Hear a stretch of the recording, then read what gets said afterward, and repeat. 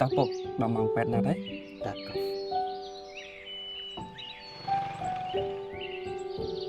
អញ្ចឹងពួកណៃកុំភ្លេចយកបានសមត្ថភាពទៅផងបាទបងបាន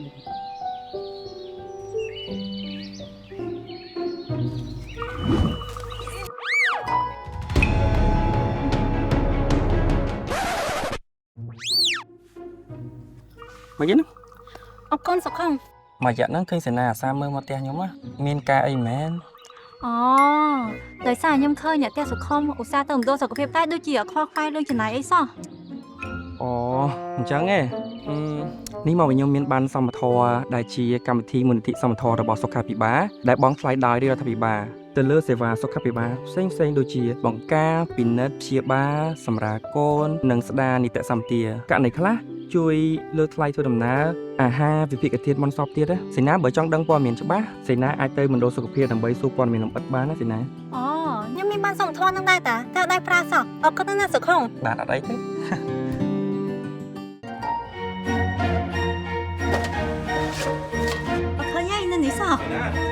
ចាពុកមានបានសមត្ថភាពដូចមានសាច់ប្រាក់ក្នុងហោប៉ៅសូមថែរក្សាបានរបស់អ្នកឲ្យបានល្អនិងយកបានមកតាមខ្លួនគ្រប់ពេលអ្នកទៅរកសេវាសុខាភិបាលមូលនិធិសមត្ថភាពសុខាភិបាលផ្ដល់ភាពកក់ក្ដៅ